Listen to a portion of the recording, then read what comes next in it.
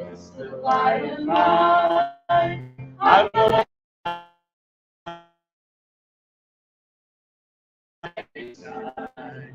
It's the light of mine. I will let it shine, let it shine, let it shine, let it shine. Let it shine, let it shine, let it shine. Amen. Amen.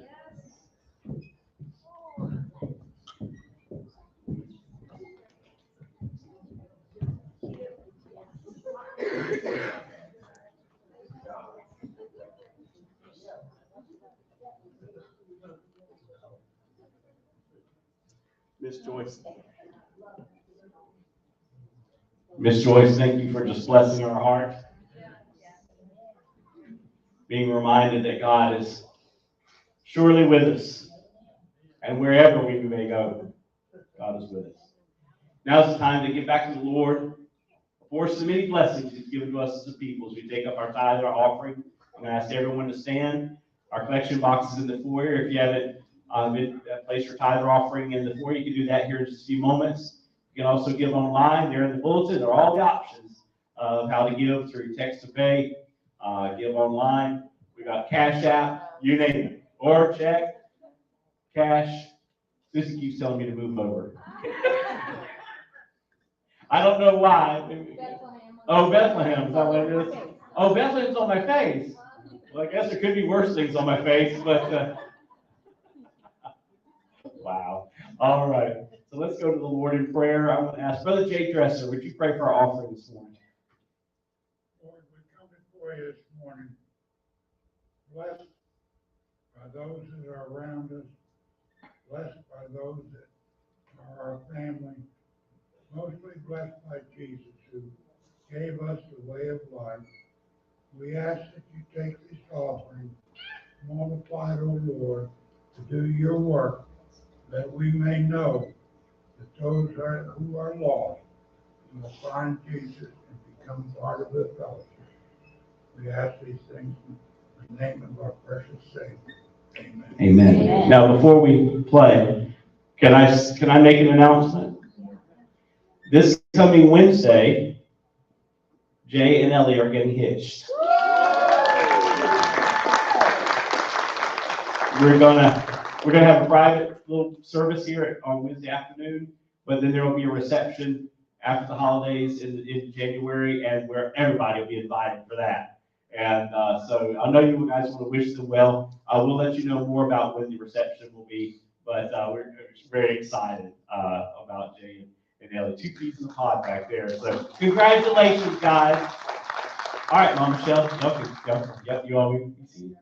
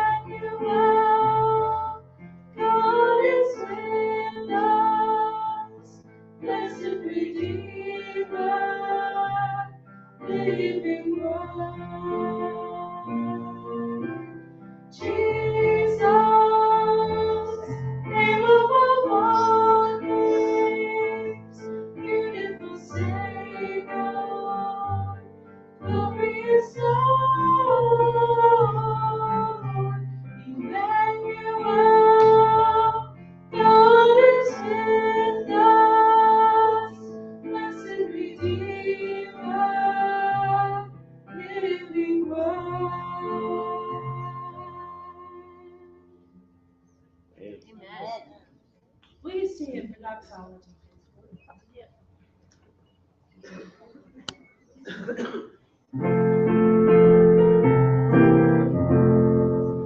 Praise God from whom all blessings flow. Praise Him, all creatures here below.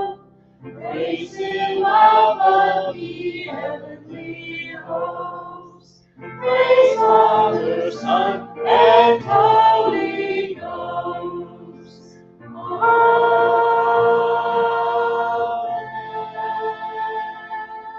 Look to your right and your left, front of you, behind you, and say, God loves you, and so do I.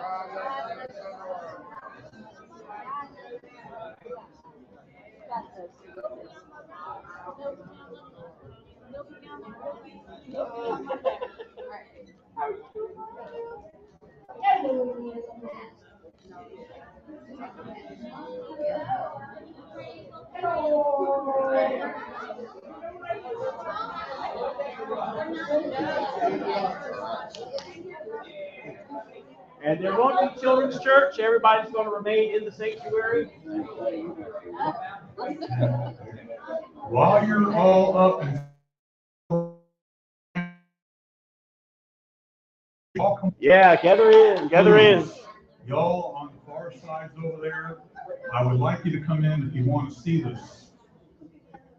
So, you know, if you're on the sides, move in, you can still see from there, but if you're all the way over there, come on in. We appreciate it. Yeah, a little bit hot there.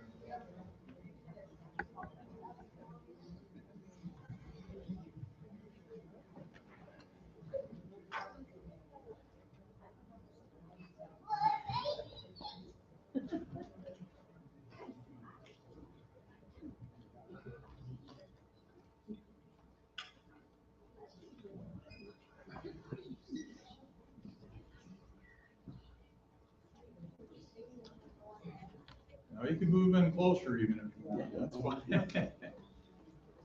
I guess I got it, huh? You get a vacation. There you go. I'll There take you it. go. Thank you. He's been sick this week, so I'm glad I'm here.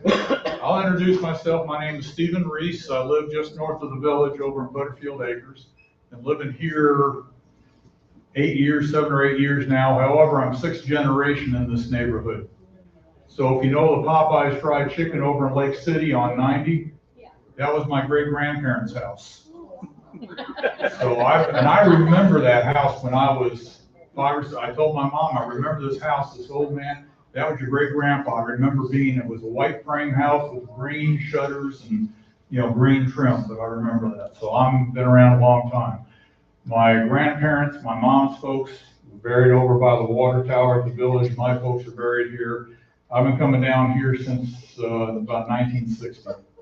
So I know about the village in this area, so I appreciate it. My grandfather sometimes would preach at the old, right over here. He would preach at the old place. So I remember hearing his sermons a few times. He guest preached. I'm born and raised in Aurora, Illinois, near Chicago. College of Eternal University. I was on staff there for 6 years also. So if you want a good Christian college, you know some folks want to go to a good Christian college, Bible missions, aviation technology. I'm an aircraft mechanic and pilot, electrical engineering, mechanical engineering, welding engineering, nursing, education. A lot of missionaries that come out of there, so I'll be glad to talk to you about that. I was Navy for 11 years, flew in the Navy as a naval aviator, mechanic places, and then 20 years flying in the Gulf of Mexico, flying offshore. So, and still a lot of fun. And Lord's blessed me like you wouldn't believe, both with safety and with just meeting people. I taught astronomy my last tour was at Guantanamo Bay, Cuba. I taught astronomy for city colleges of Chicago for 5 semesters. And that's what also got me interested in astronomy before that. However, this is going to be about the scriptures first, about the Bethlehem star, and then a lot of this came from a man named Barry Sutterfield. Why don't you go ahead and let's go ahead and shut the lights down here, and we'll get into this. All right. I'm going to stand up back over here a little bit first, because I could do this. We'll be talking about God's creation. When was Jesus born? That's really important to figure out the astronomy. We can go back with programs, and I'll show you some of that on what we think the Bethlehem star was. Our little pea brains, our little human pea brains put this together. God can do what he wants. We know he had the pillar of fire, the pillar of smoke for the Israelites when they left. He had the glory of the Lord, the shepherds. You know, he could do all that. But the astronomy is neat, but we'll see what it can do. Who were the wise men? Very important. And then why was Herod and all of Jerusalem disturbed by the visit of the wise men? This is a lot of fun. And then the astronomy, what did God see? God is creator of all the stars, and all that is in the heavens are his. He has named every star. By the way, this picture is from a program called Stellarium. You got Saturn right there, Jupiter, the moon, and Mars, and that's tonight at about 7:30, 7:25 tonight. That's what the night sky should look like. Wow. So I wish we had really dark skies here. And being at sea like I've had for a few years in the Navy, it is dark and you can see every star in the sky. But that's what the sky should look like tonight. Genesis, we have to go with this. And God said, let there be lights in the expanse of the heavens to separate the day from the night. And let them be for signs and for seasons and for days and years. And let them be lights in the expanse of the heavens to give light upon the earth. And it was so. And God made the great lights. The greater light to rule the day, the lesser light to rule the night, and the stars. And God set them in the expanse of the heavens to give light on the earth, to rule over the day and the night, and separate the light from the darkness. And God saw that it was good. Actually, this is also that scene. This is from about 3 weeks ago, overhead here at Downing Park. In Job, now I love this way. This is God named the stars well before we got here. And then the Lord spoke out of Job in the storm. He said, who is this that obscures my plans with words without knowledge?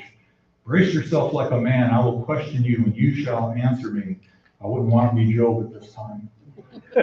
But can you bind the chains of the Pleiades? Can you loosen Orion's belt?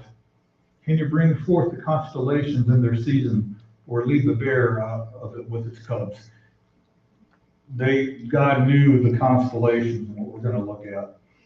And the heavens declare the glory of God, and the expanse proclaims the work of his hands. Day after day they pour out speech, night after night they communicate knowledge.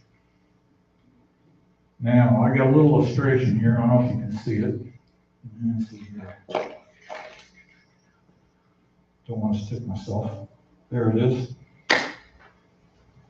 I don't know if you can see, I got a little pin, like for when you're sewing. You just can't see it. Where is it? There it is. I got a little pin, the little head of a pin. You ladies know about this, guys. I got it up here. This is bigger than that area in the sky. That is near the Big Dipper, Ursa Major. And that is the most unoccupied place they could find with all the ground-based telescopes. And that pin is about held at arm's length. So that's a real small little place. The director of the Hubble Space Telescope had discretionary time. They did this over Christmas time of 1995. 334 different exposures over 100 hours. They did a lot, and this is what they saw. There are only 5 stars in this picture. There's 1 star there, 2, 3, 4, and 5. 5 little stars, that's it. Everything else, even the little bitty dots you could barely see, are galaxies with hundreds of thousands of stars in each at the minimum. God can name every star. Wow. And that's just in the north, and that's in every place. And this is in the most remotest. They didn't think there was anything there. People thought he was wasting his time. They did the same thing in the southern hemisphere. Same area, same type of area. There's 7 stars. The stars have little spiky things because they're a point source. Everything else on there is a galaxy. The immenseness of God's creation is, we can't fathom.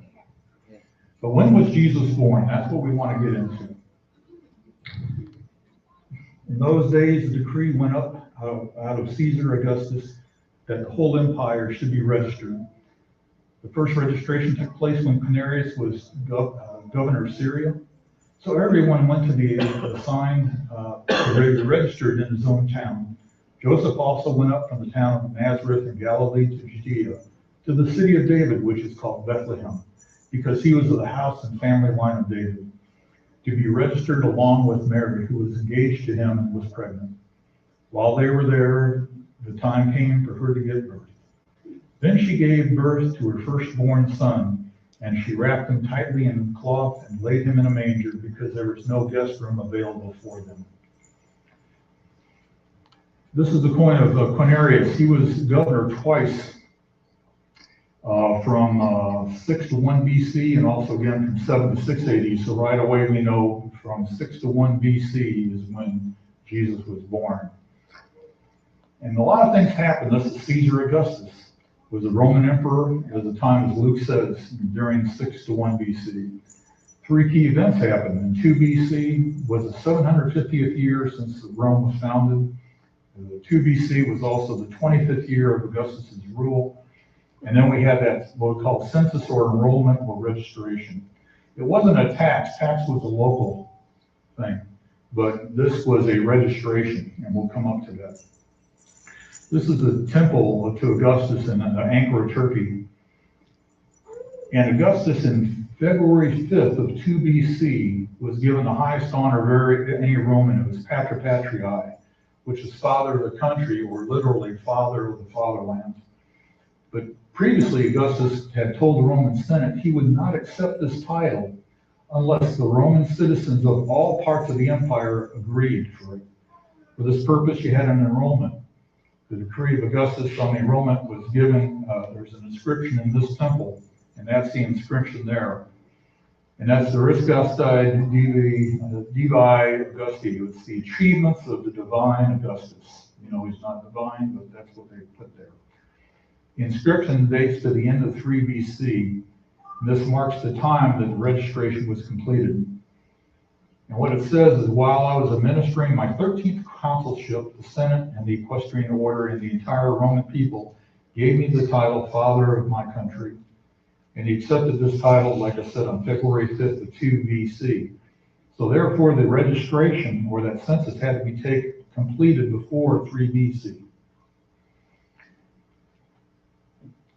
And here's the kingdom, David's kingdom at this time, or was. Very important is that we know Jerusalem here and King David, and that was what both Mary and Joseph were, the lineage of David, which is very important because it required anyone of royal connections throughout the empire to declare that they would not attempt to usurp the throne. Since Mary and Joseph were both of David, they had to go and be registered and do this, what's called a loyalty oath is basically what it was. And you got the Roman Empire. We know that the date of the registration was held from several sources. And the information confirms that the oath was taken throughout the entire Roman Empire in the late summer and early autumn of 3 BC.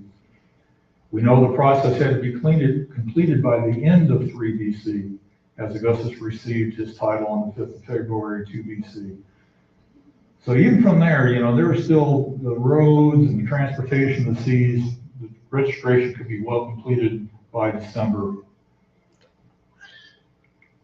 But also we have additional cross-check with the fact that Herod was ruling Judea as a puppet of the Roman Empire at that time when Jesus was born. Remember that Herod asked the wise men when the star appeared. They responded the star first appeared 2 years earlier. So the date of Herod's death will be the latest date for the wise men to see him. I don't know if you were all out a few weeks ago, we had a total eclipse of the moon. I went out, it was about 5 o'clock in the morning. It was fantastic. It was red. Oops, too soon. There we go. No, wrong one. There we go. It was red like this one. And Josephus, the Jewish historian, recorded that Herod died shortly after an eclipse of the moon and was buried with all ritual well before the Passover that year. Josephus also records that shortly before the eclipse, Herod had ordered the execution of a number of rabbis and 40 others. Thus it was written that the eclipse was red with the blood of the murdered rabbis. Now, the only way you're going to get a blood moon like that is with a total eclipse. If you have any kind of partial eclipse, like down here, it's going to still be gray. Only a total eclipse here, with the moon totally in the shadow of the earth, we get a blood red moon. So we know at that time that there was a full moon in March, or a total eclipse in March of 4 BC.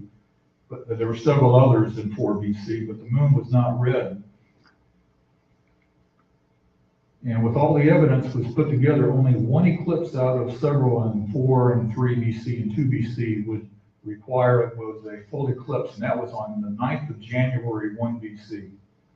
So this we know in 1 BC was after the death of Herod, or after he had killed these people. And there are other, there's a Jewish holiday that was on January 21st of 1 BC. So we know that Herod died at about that time.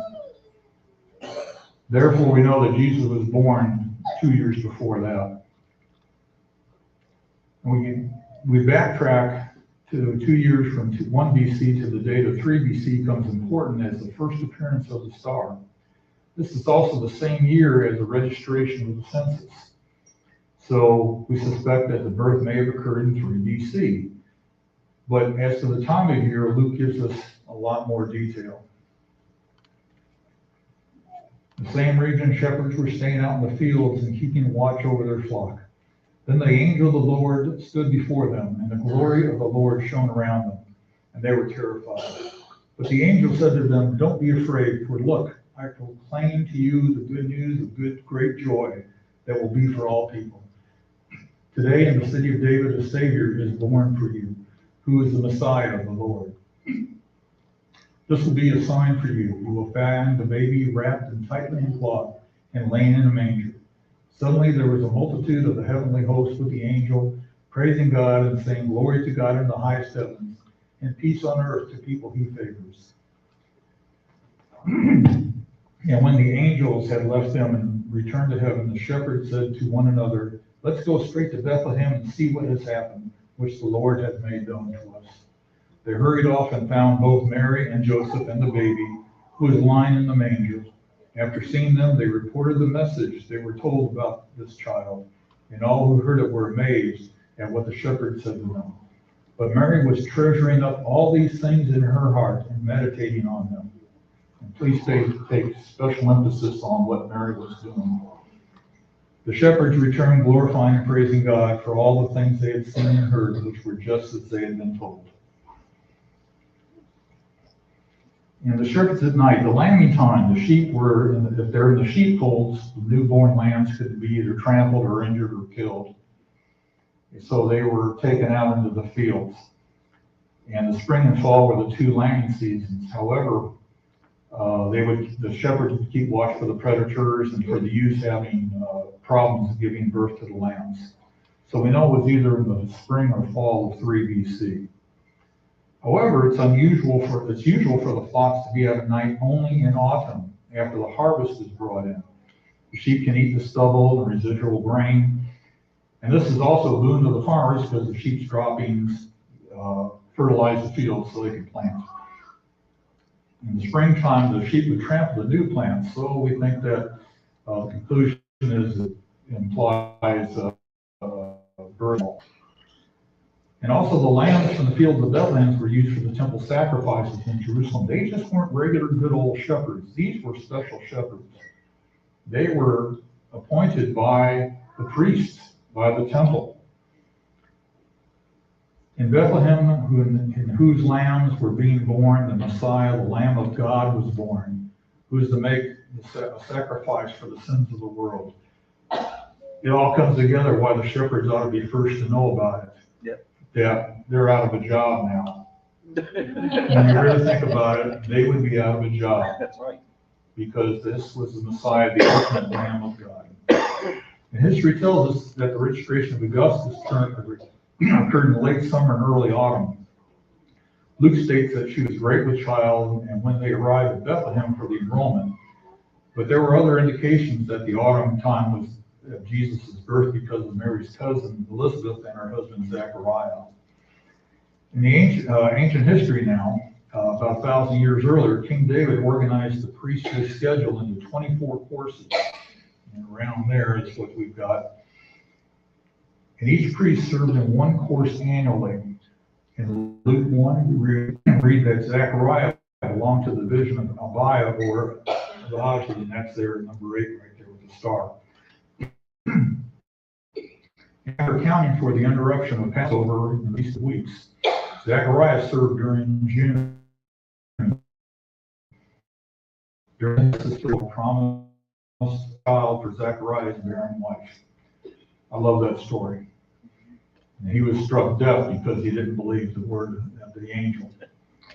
Yep. If we assume that she became pregnant shortly after Zechariah arrived home from his temple duties, she conceived in late June. Full-term delivery would have been in the following spring. So Luke tells us that Elizabeth was 6 months pregnant when Mary came to visit her. That would have been in late December, and we are told that Mary had just conceived when she visited Elizabeth.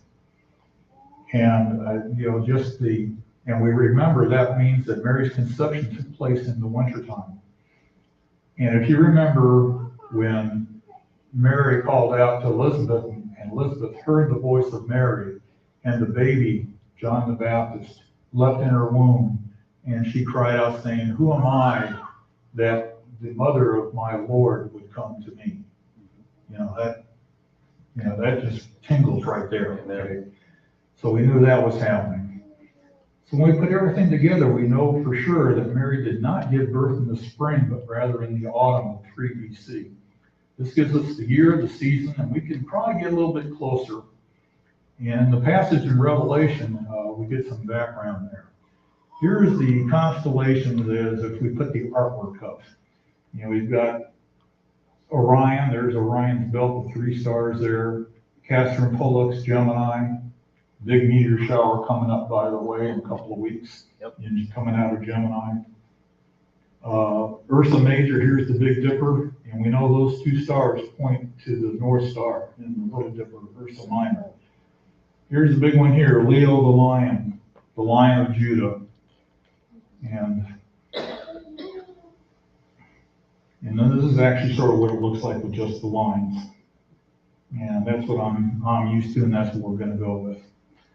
But then we got the zodiac, and everybody's sort of afraid of the word zodiac. Zodiac is just from the word zoad in the Greek, which just means a way, a path, or steps. And the 12th constellation, all it means is that when the sun goes around, it goes in front of each of these constellations as it goes around, as we go around the sun in our orbit. But each of these represent the 12 tribes of Israel. In fact, Leo the Lion is the Lion of Judah, the tribe of Judah. And one of those next to Leo is also Virgo, the Virgin, is the woman of heaven. And in Isaiah 7:14, therefore the Lord himself will give you a sign. See, the virgin will conceive, have a son, and name him Emmanuel. But then after the birth, in Revelation 12:1-2, a great sign appeared, past tense, in heaven. A woman clothed with the sun, with the moon under her feet, and a crown of 12 stars on her head. She was pregnant and cried out in labor and agony as she was about to give birth. And with that being the Virgin, this is Virgo and the sun. And this is from Bethlehem at September in 2003. And I'm pulling in closer on here, and this we see the moon. The actual new moon you can't see without a telescope, but that's about 3 days after, 2-3 days after the actual new moon, that little sliver. And right there in the autumn, it's actually, if you're looking at the dates there, it says -2, that actually is -3 BC. So we're looking in the fall of 3 BC, that we actually have what looks like here is the Virgin, Virgo, clothed with the sun and with the moon at her feet. Wow. So we got you might say a pretty close date of what we think. But 5 days later, on the 25th of June, excuse me, the Jewish Feast of Tabernacles started. At that festival, people constructed and dwell in tents or booths covered with palm branches. And this is the further linked to with the Gospel of John, which tends to confirm all this. The Feast of Tabernacles, either in September or October, is a week-long festival of the fall harvest and time to build booths or tabernacles to remember how the Hebrew people lived under God's care for 40 years in the wilderness. In John 1:14, a check of the original language reveals that describing the coming of the Messiah, he states that the Word became flesh and did tabernacle with us. We say that most of our translations have he dwelt with us, but he did tabernacle with us. This is a fascinating hint that Jesus had been born and was now dwelling with us around the time of the Feast of Tabernacles. At the time of Tabernacles, all males were required to go up to Jerusalem to celebrate the feast. Excuse me, let me take a little quick drink of water.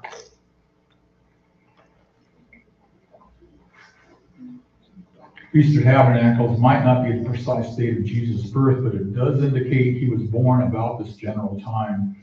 It means we can be reasonably sure that he was born between the 10th and the 25th of September 3 BC. If that is true, there is an intriguing possibility that his conception was quite close to December 25th, the previous year. We will also come to two other reasons why the 25th of December is an important date later. We also know almost exactly when Jesus was born by looking at the Bible, the historical data, and Augustus and Herod. This whole thing comes together. In the different versions of Luke 2:7 is the inn or guest room. And discussing the birth of Jesus, one other matter may be important.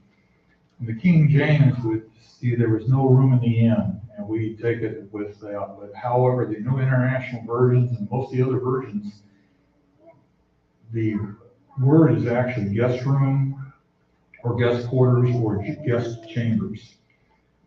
And the Greek word for inner public lodging was pandachia, close to that. However, the Greek word actually was kataluma, which means guest room, which gives rise to the accommodation in a general public lodging rather than an animal shelter instead, is what we think. We have the correct thing. I love the tradition, but we're looking at a guest room and not a commercial inn. Typical Middle Eastern house, they had a guest room. It was a cause of shame and deep embarrassment if there was not a guest room and visiting relatives had to be sent to a common inn or commercial inn there. The problem was hundreds of people from all over David's lineage were coming there to Bethlehem to register, and all the guest rooms in the relative's house was full.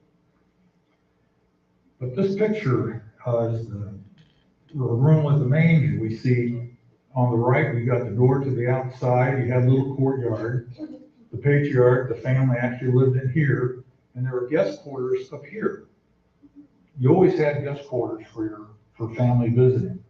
And down here, we had a manger. This is where they had a storeroom. They housed their donkey or whatever animal they had. Sometimes you had goats to provide milk or cheese, but you had a storage room.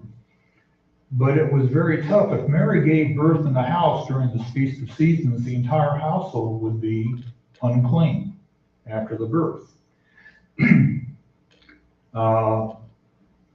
But if anyone who touches her would be unclean. But also the reason, the season of major festivals, the Feast of Trumpets, the Day of Atonement, the Feast of Tabernacles, they all needed to be clean to partake of these festivals.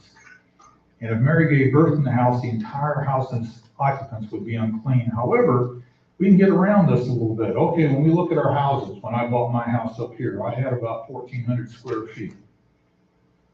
Did that include the garage in the square footage? No. You look at any house up for sale, the square footage is all the inside. Living room, dining room, kitchen, bathrooms, bedrooms, anything under the roof there.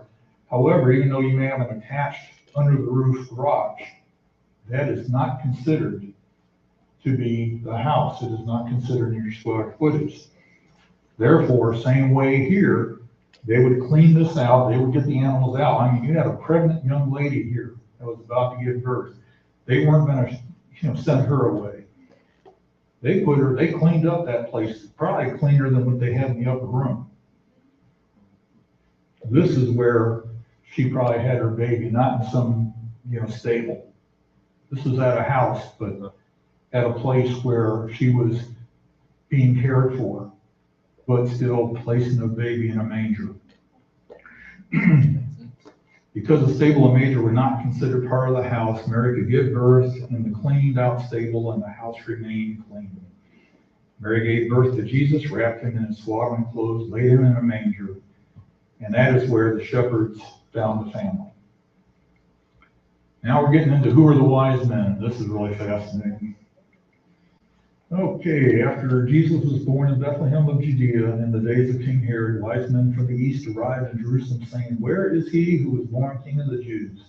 For we saw his star at its rising and come to worship him." When King Herod heard this, he was deeply disturbed, and all Jerusalem with him. So he assembled all the chief priests and scribes of the people and asked them where the Christ would be born. "In Bethlehem of Judea," they told him, "because that is what is written by the prophet. And you, Bethlehem, in the land of Judah, are by no means least among the rulers of Judah, because out of you will come a ruler who will shepherd my people Israel." Then Herod secretly summoned the wise men and asked them the exact time the star appeared. He sent them to Bethlehem and said, "Go and search carefully for the child. When you find him, report back to me, so I too may go and worship him." This is the Persian Empire. It's arguably called the Parthian. It's the Parthian dynasty of the Persian Empire, which did not include Jerusalem. However, 40 years before it did, that was actually part of Jerusalem. But anyway, what are these wise men, and why were they looking for a Jewish king? And they came from the east from the east of Judea, and it was a buffer state. It was actually the Romans really wanted this to protect the rest of the Roman Empire from the Parthians. And the Parthian dynasty controlled the ancient Silk Route, which went from India or through India from across to China. Merchants could only trade with the approval of the Persians. Persia became famous for the items traded from this route in the countries to the west, including Rome. Rome was dependent on this trade route. Archaeologists have found this is all gold. Crowns of gold and precious gems, and that's right from those areas. Metal gems, rugs, silks, and incense. The wise men came from this empire and had access to all these goods. And remember that the Bible has 3 types of gifts they brought to honor the baby: gold, frankincense, and myrrh. It never says there were only 3 wise men. But why should any of them be interested in a baby born in a neighboring country? Historically, and from the Bible, we know that there was a time when the nation of Judah was captured and went into exile in Babylon. One of the young men taken was Daniel. The Bible records that he became the chief authority of the entire court during the reign of several kings. When the Persians conquered Babylon, Daniel was made head of the court during the reign of Cyrus and Darius. In his later days, he served in this palace. Here's a reconstruction of that part of the palace. Daniel's position meant not only was he head counselor, but also the head astronomer as well. Because of his position, Daniel's prophecies became part of the Persian court records, and they were available to all later astronomers. And in addition, an Arab astronomer is quoted by the eminent historian, but it asserted that there was a student in the court by the name of Zoroaster. When Daniel gave the prophecies, Zoroaster noted these prophecies. This is why the religious system that Zoroaster founded included some of Daniel's prophecies. At the time of Jesus' birth, Zoroastrianism was over 440 years old and was the state religion of Persia. And this situation continued for over 220 years after Jesus' birth. So they followed Daniel's prophecies. They knew about those. Some still follow it today. The writings of this religion, called the Zendavesta, contain a prophecy based on Daniel's work and prophecies that they would be born a king unto the Jews, a Messiah. And his coming would be heralded by a sign in the heavens. The approximate timing of this event was known in Daniel's writings, in Daniel 9 and the Persian records. This is a coin. In reading Matthew's account, something remarkable emerges. The word translated to wise men is literally and originally the word magoi, or actually it's pronounced magoi, or magi. It's M-A-G-O-I. The head over all Persians was the monarch. However, at this time it was Phraates IV, pictured here. But Persia was actually governed by an equivalent of parliament or Congress, similar to what we have here. So here we got the Persian structure. We have the king up here, we have the Megastanes, he had the lower house, which was an assembly of princes and nobles. However, the Senate, you had the Sephoi, which were the wise ones, but then you had the Magoi, or the Magi is how it's pronounced. They were the astronomers, the priests, and this is actually, over all of them, this is what Daniel was actually in charge of. And basically though, the king just didn't rule. He had to rule, especially with the Senate. The Senate would be more like a vice president rather than our Senate today. He couldn't do anything without the approval of the Senate. They could even go against what all the nobles and princes wanted. They would actually have, in a way, the final say in agreement with the king. And this text comes from the original Codex Vaticanus, which is actually called the Bible of the Vatican. It was written about 1,600 years ago. This is the better. There's another earlier one. It's sort of faded, but it says exactly the same thing. Here we have Magi or Magoi of the ascents. The ascents is when we know the sun rises in the east, it ascends. The stars ascend in the east. And we see, I get back there. I keep the wrong buttons. Anyway, this M-A-G-O-I right there from the east. We have seen his star, and there's Aster. The word for star is Aster. It's right there. Rising in the east, at its rising. In the risings in the east. And that's where that originally, the original Greek translation comes from. Now, the wise men was the Magoi was the exact word that Matthew used to describe the visitors who came looking for the new king of the Jews. They were the kingmakers, and from 40 BC until 37 BC, Parthia controlled that region, which is there in the blue stars, which included Jerusalem and Judea. So in the minds of the wise men, it was possible that the king of the Jews would also become king of the Parthian or the Persian Empire, as envisioned by Daniel. That's why they worshiped him. He was going to be their king. And today some Bibles translate Magoi or the wise men as Magi or M-A-G-I on the basis of tradition. But Matthew did not write Magi. The Magi were priests of Mithras, and that's over on the left. And it was very different from the state of religion of Persia or Zoroastrianism. The symbol of Mithras was the Mithras rising out of a rock and slaying a bull. There are many examples of this very type of structure in many, many temples in and around Rome. The symbol of Zoroastrianism was a winged disc representing divine royal glory. The Persian king was considered to have some of that glory imparted to him, and that's the reason for the human figure in the sign of Zoroastrianism. So here in the world, we have a world of contrast between the two basic symbols of the religions.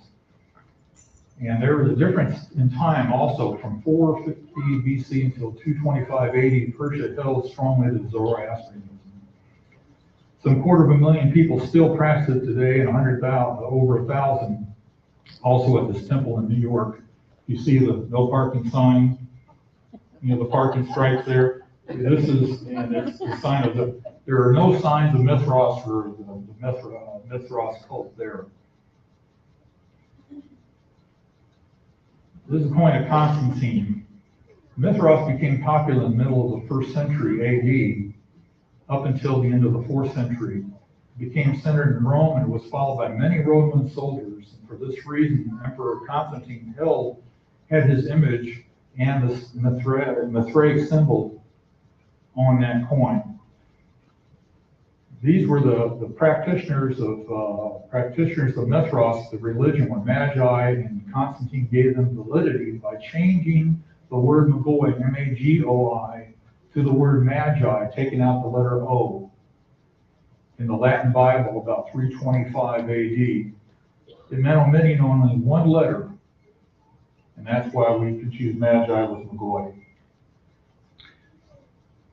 The Magi is the root for magic or magician. I'm going to go a little bit faster because I know we're getting late here. But the word for Magoi is actually where we get major or majority or magnificent. But over the centuries of the two different groups, we have the names have been blurred because that gets our problem between Magi and Magoi, wise ones. We're getting into Daniel here. In 535 BC, Daniel, the head of the Persian court, prophesied as to when the king of the Jews would appear in Daniel 9. And that's why they were looking for him. This is in a fresco in a catacombs in Rome around the 3rd century. You see the three men bringing the gifts with Mary sitting with the baby Jesus in her lap right here. When say a baby, he was a toddler by this time. And this is more of a better picture of that. And bringing the three gifts.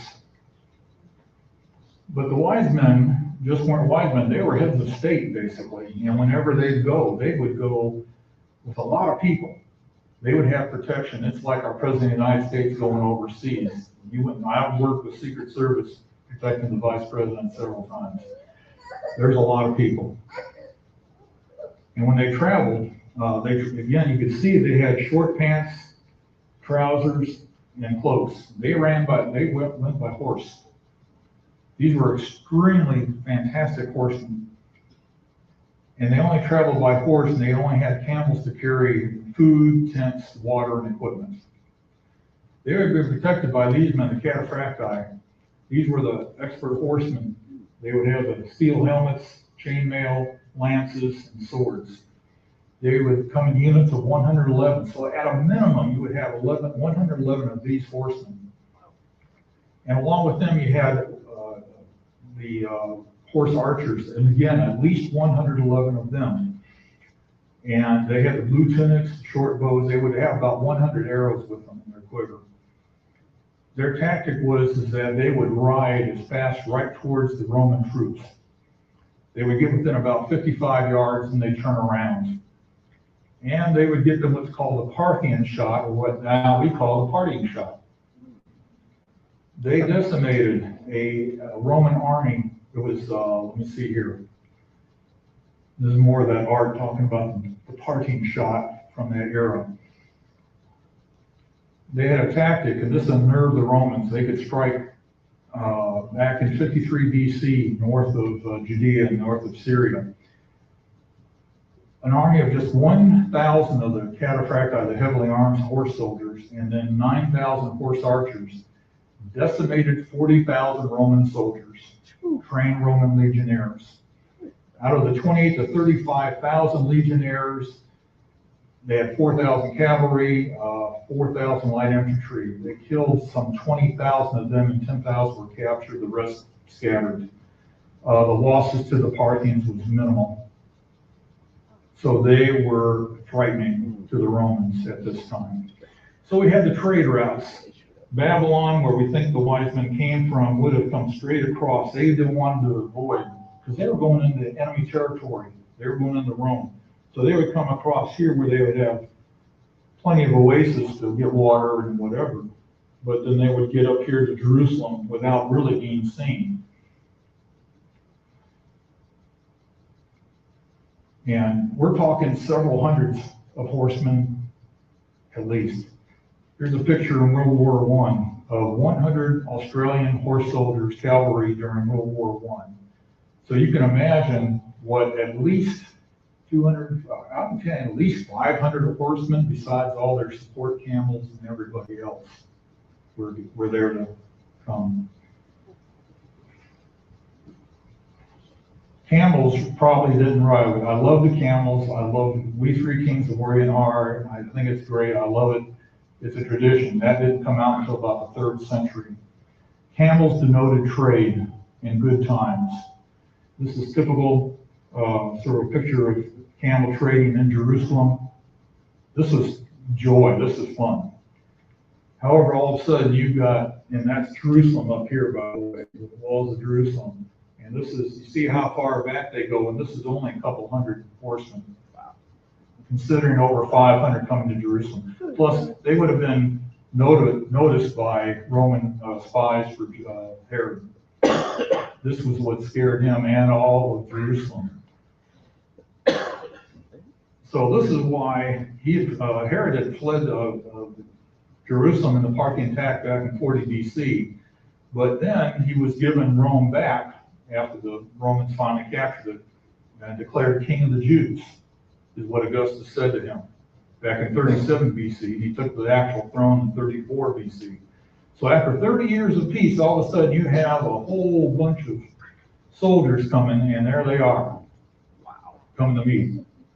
But Herod probably was not in Jerusalem. When he found out, because at this time there were no major Roman soldiers in Jerusalem, they were up north with the Roman legions fighting a tribe in Armenia. He had just his personal guards and his mercenaries to personally guard him. He would not be in Jerusalem. He had built Masada and also Iridium. He secretly summoned the wise men and asked them the exact time. They knew he'd have a lot of guards. He wanted to protect himself. So here's the modern picture of Jerusalem and the Western Wall is way up here, but down here is Iridium. And we're going to see that in a minute. But you had to come up this winding road to come into Bethlehem. So they weren't far from Bethlehem. This is important astronomically also. Here's Iridium right here. It was a mountaintop. This was a pool. This is where he had actually a fortress or a castle up here. He was buried there after he died. But there was a castle up here. You see how it comes up to a point. Very hard. You couldn't get horses up there. He was protected. This is where he probably was. And this is a rendering of it. There's that pool. So he had plenty of facilities here to take care of and host the heads of state from an enemy country that were guarded by over 220, probably more like 500 trained soldiers that had defeated, 10 times their number in Roman legionnaires. So you get the picture why Rome by Jerusalem and Herod were afraid. Okay, now for the rest of the story. Now we're getting into the astronomy. We're getting close on it. We're getting there. What do the wise men see? So we have the word star, or aster. The Greek word planet means wanderer. So we have wandering stars. The planets were wandering stars because they would go around. And that's where the planet was in retrograde motion. Okay, what's retrograde motion? All right, here we go. Blue is the Earth as it goes around. Red is Mars. This is what we see from Earth.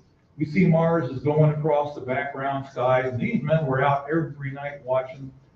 And that's the retrograde motion. It looks like it's going backwards. They're in the same orbit. They haven't changed anything, but they will go in that backwards motion. And then as we catch up and go around it, there it goes. It goes back on its merry way.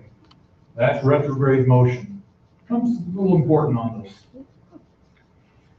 What did they see? This is from Chelyabinsk in 2013 in Russia. And this was a meteor. Came down and was very bright, but it just comes and goes. There it is.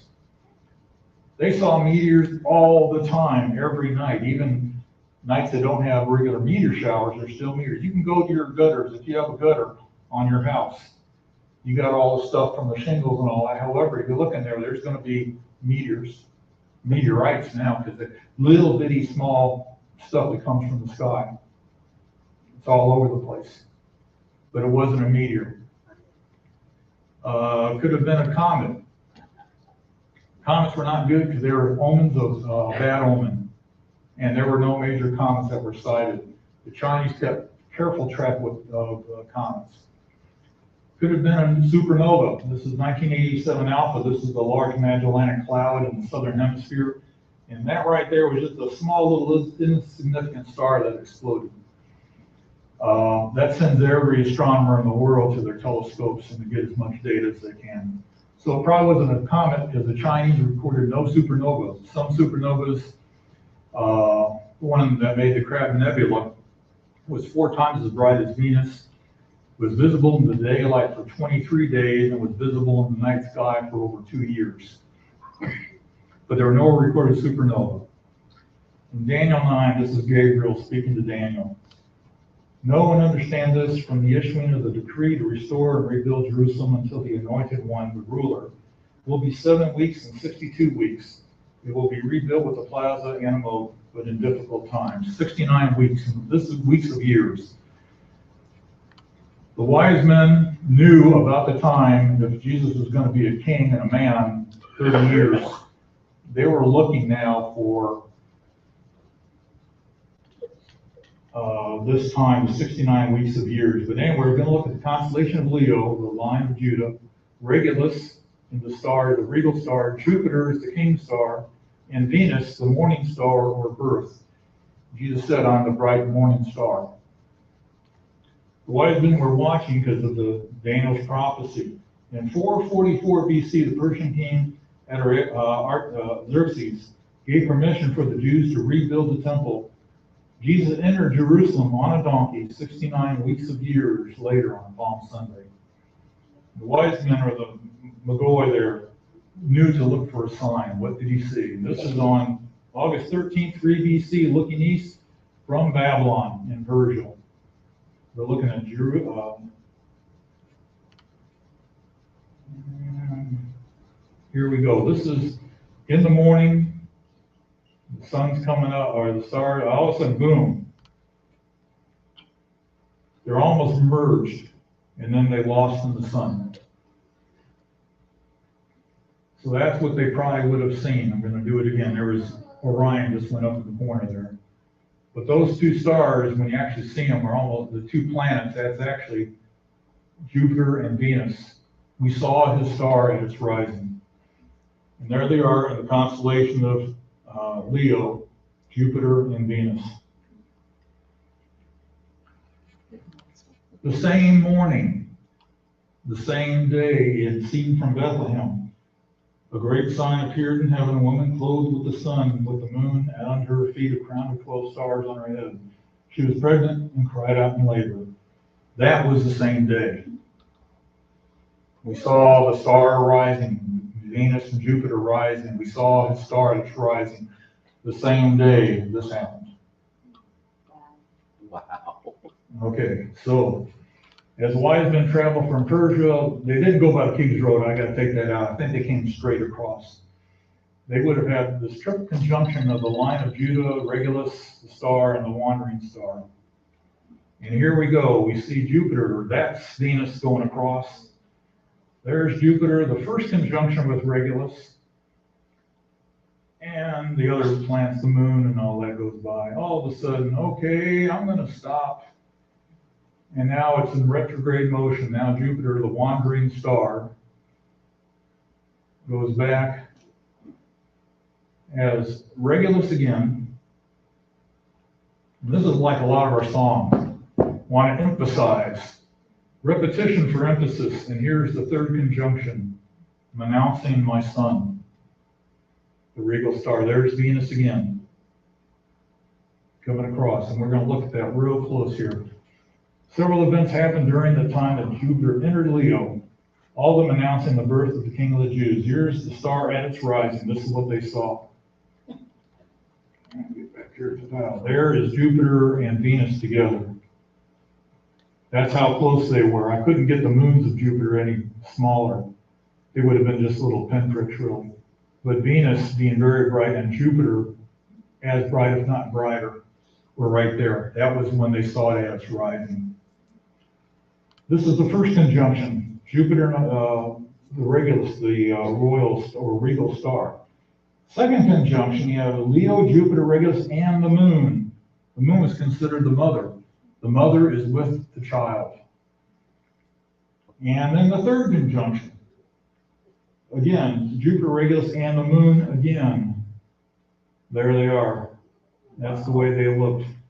That was on May 10th in in 2 BC. God is announcing.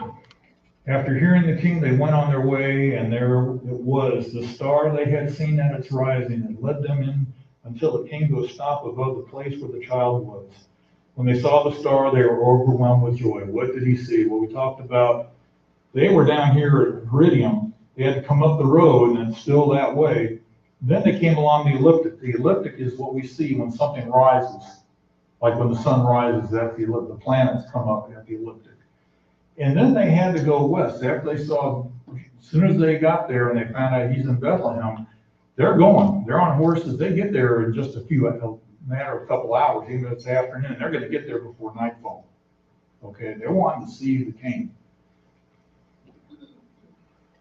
This is what they saw. Here's the sun going down as we're looking into Bethlehem in the west. And what do we see? We saw his star again.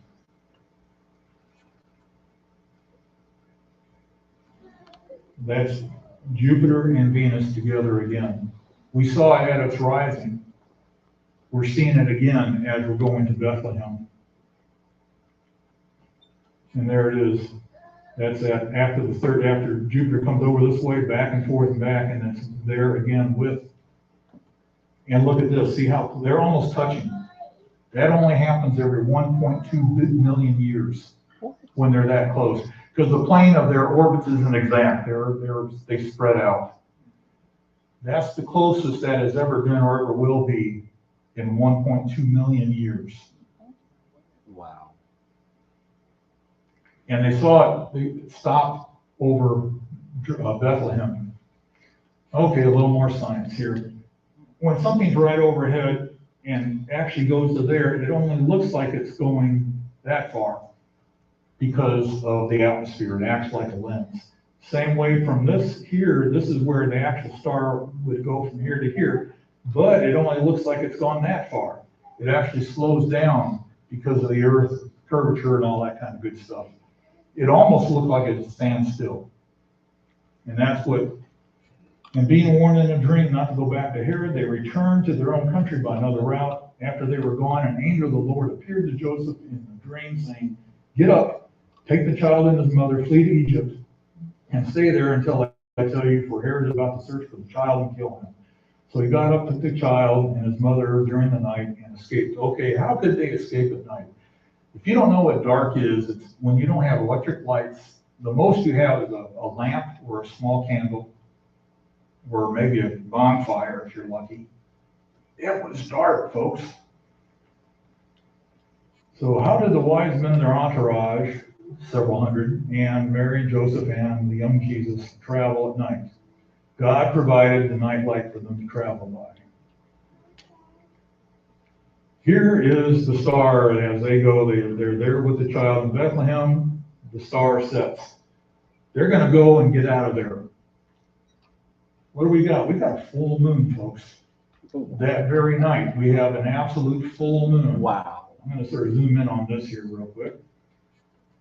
And if you've never been out when your nights are totally night adapted, when there's no other lights, they don't have street lights or anything, there's an absolute full moon that entire night. You could travel really good at night, and I've done it when I've had to do it without lights. Survivalization, resistance, escape school, lots of fun. And then it continued all night. They can travel literally all night, and moon's bright, when it's bright like that. And all of a sudden, what do we got? We got the sunrise. They could have made a lot of, tracked a lot. And that's how they traveled at night. So the wise men, they probably came from Persia this way across the desert, but then they went to the Via Maris, or by the sea first, and then went up the King's Highway, either back to Nineveh area or back down. Now this way, you got to remember, Herod's not going to track them down. He doesn't have any troops. And he's got a full army that can defeat anybody. Because all the Roman troops were way up in this area here in Armenia right now. And then Joseph and Mary, and here's another thing that I thought of. They had a lot of horses. They gave gold, frankincense, and myrrh to Joseph and Mary in honoring the baby, or the young child, Jesus. We could spare a few horses. I was just thinking about this. We can give them some horses or some camels, no problem, because they need to flee. Because if Joseph said, we need to get out of here, there are probably some people hanging on. Well, here, take our horse or take our camel, or a couple of camels. And they had all night to at least get over to the coast and away and get on their way before Herod would find out that, hey, those guys were all gone. They didn't come back and report. And now he's mad. He's scared because he was king of the Jews. So the Lord, during the first few days of creation, made the heavens, the stars, the planets, the moon, and the sun, and set them in motion to announce the birth of his son and provide a guiding light for the escape into Egypt. So the Lord is in control and has given the gift of his son, Jesus Christ, our Savior. He did it from the first. Amen. He set that all in motion from the very, very beginning and knew all this was going to happen. We're not out of time, I have a chance, so may you all have a very Merry Christmas and a very blessed New Year.